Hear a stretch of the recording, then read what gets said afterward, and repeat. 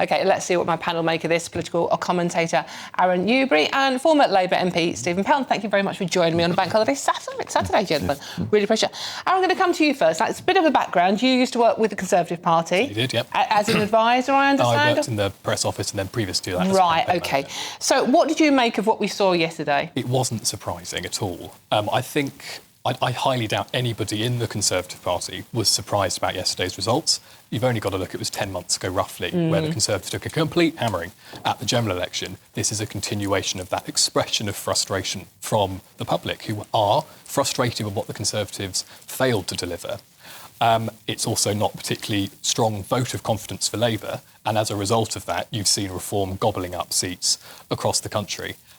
Whether that translates into we're going to be looking at Nigel Farage in number 10 in 4 years, I don't think anybody can call that just yet, because, well, 4 years ago, would the Tories or anyone have imagined we'd be facing these results today? I don't think they would, and I think it's very hard to extrapolate yesterday's result, Thursday's result, into 4 years from now. Stephen, it's astonishing, I think, the amount of anger in this country towards the two main political parties, who, as we've heard from many, many people who have interviewed on GBNews as to how they voted and why they voted, they're just very, very angry at Conservative and Labour. I think they're really, I agree with you, obviously, but what they're really angry at is the establishment. They're really, really angry at that group of people who they think transcend politics, who actually aren't necessarily Labour or Tory, they're just the establishment. And that is the sort of inchoate howl of rage that's coming through. It's going to be very difficult for Reform when they become the establishment. This is the point. Now, what happens when the rebel with the cause becomes the establishment? Well, normally, what that normally means is you then create another rebel. That's what happens. But it's quite interesting. If we could just actually deal with a couple of trivialities before we get do sort of deep dive into the misery. There's a marvellous picture. Is it tin or is it turquoise? Well, you anticipate me, Minister. But do you remember David? You remember David Cameron? Do you remember his great slogan? Sort of vote blue and get green. And then the Australian Conservatives, the Liberal Party, then rebranded themselves as teal, which was basically a mixture of blue and green, and that was the idea before. So I think, actually that was their colour for this. And of course, under Cameron, when he brought in that rather bizarre tree, that sort of smear as a logo, they went there. But I have to say, on the other trivial point, what a magnificent picture of Ed Davey there was in the Telegraph today. Now, everything you need to know about the Liberal Democrats was encapsulated in this one picture of him holding two scones, one with a jam on top of the cream, one with the cream on top of the jam. Talk about facing both ways and not offending people in Devon or Cornwall. That is liberal democracy. We offend no one. We don't do anything.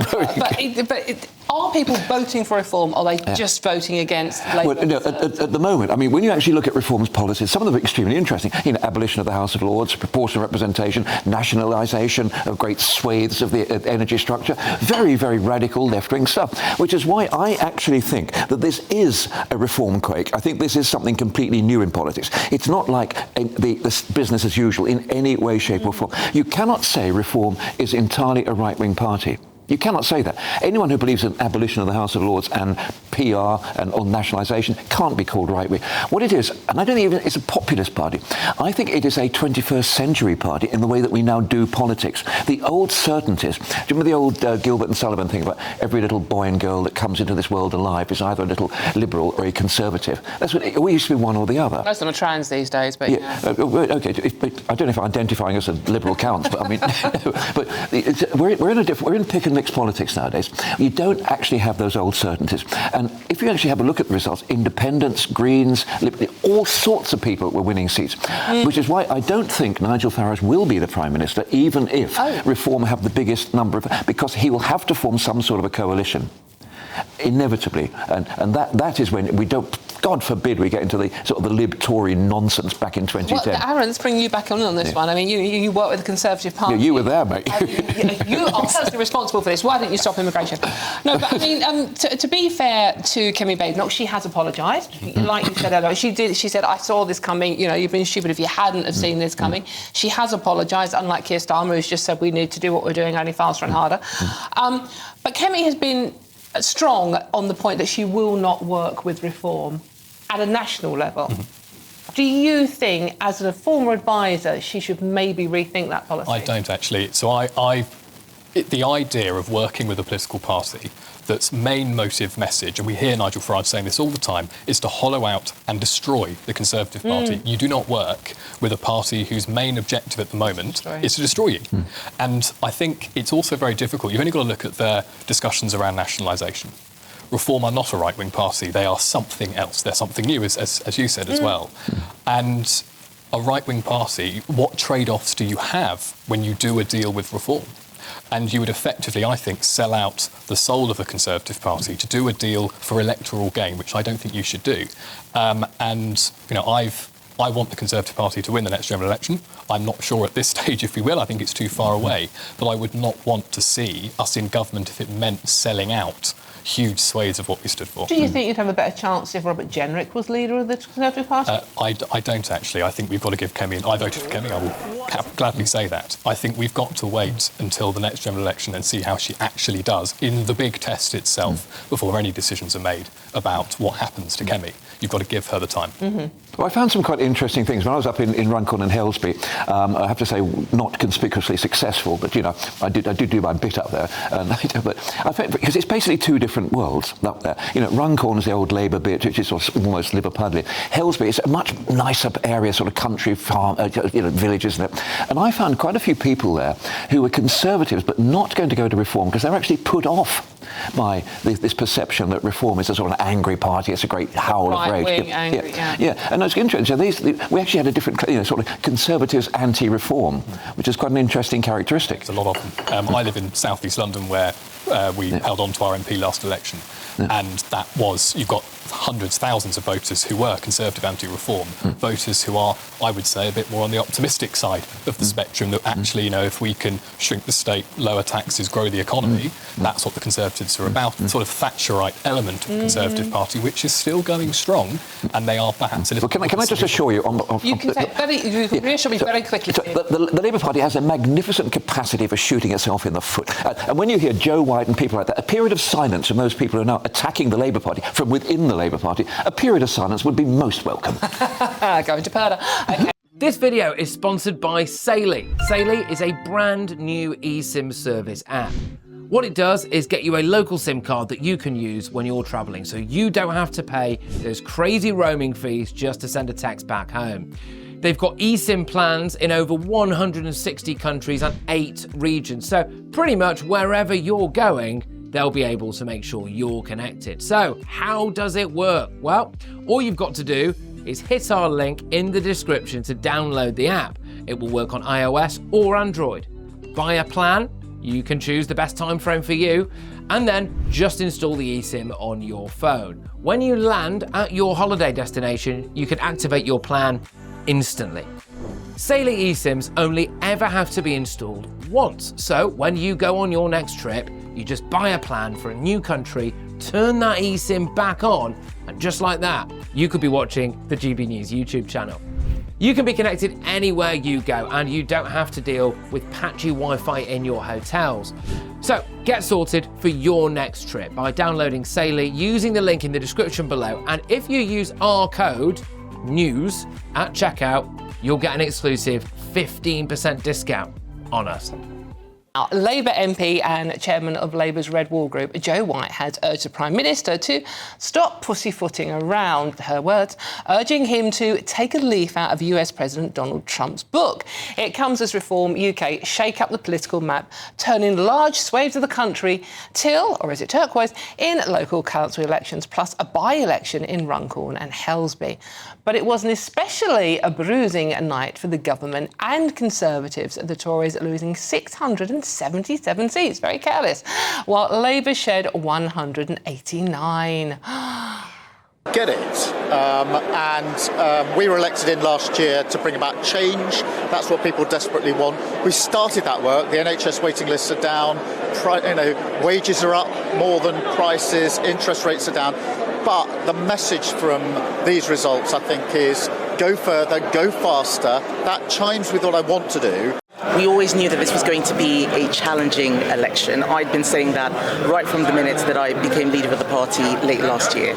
And we are renewing our party. We are rebuilding, but it's going to be a long journey. The Conservatives have been routed.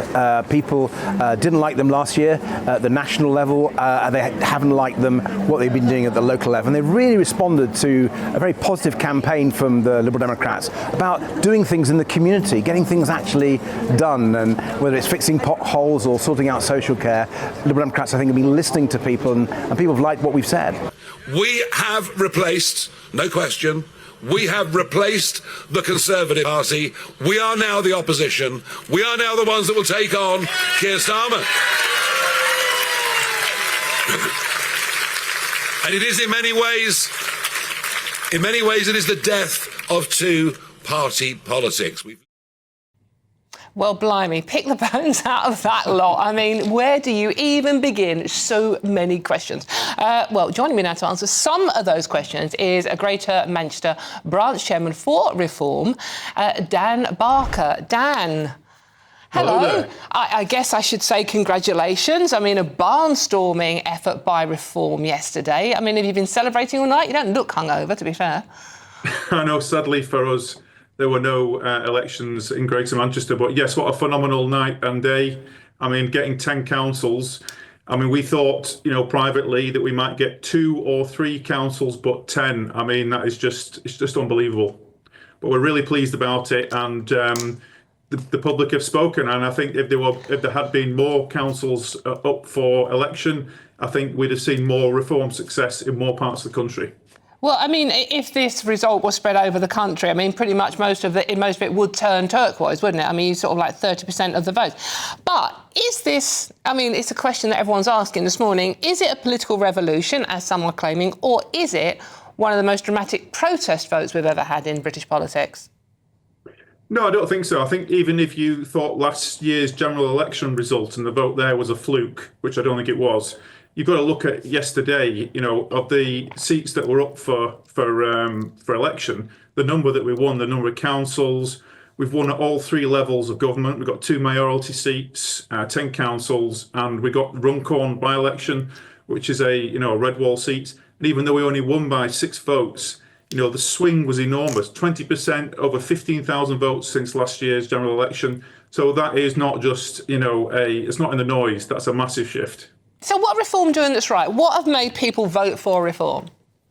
Well, we are the party of the silent majority, and the existing parties have failed to listen to the message. I mean, particularly immigration, I think, is one of the totemic issues at the moment, because people have voted for the last 5 elections for policies or governments that have promised to reduce migration and tackle illegal immigration, and none of the parties are doing that. The Tories failed miserably. They opened the floodgates and they're paying the price now, and they have done last night. And now Labour, with this, pathetic smash the gangs, which, we're just seeing a surge in boats coming across the channel. So I think that's one thing, because I think people don't like the insecurity, the lawlessness, the unfairness that all that drives. But then you've got the wider kind of malaise that I think people are feeling, a feeling of decline, a feeling that, a lot of tax is being wasted on things that are not a priority for most people. And I think Labour seem to be tone deaf about all of those things. If Labour managed to literally stop the boats this weekend, I mean, obviously it's a bit of a long shot, but if they did, literally no more boat arrivals over the channel, do you think Reform voters would go, right, OK, maybe Labour are the party for me after all? Well, if they did that, I would be. You'd vote for them yourself, wouldn't you? If they did that, but it's not just that, is it? I mean, it's the things like, we've got the net zero, which is, punishing everybody's pocket.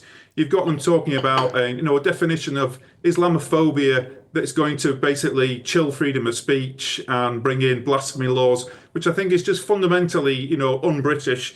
And you've got the workers' rights, which we think is going to actually destroy jobs, destroy businesses. We see small business under pressure with the national insurance tax.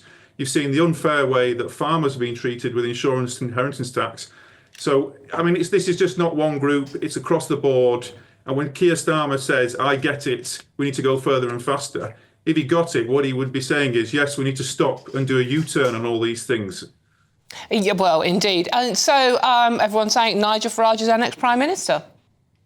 That looks very, very likely at the moment, doesn't it? And you'll be very happy with that, obviously. I look forward to that day. I look forward to a possibility of a Reform-led government, definitely. OK, thank you very much, Dan Barker. That's Greater Thank you very Manchester much. Branch Chairman for Reform. Thank you very much, Dan. You can go and have a pint now. Well deserved.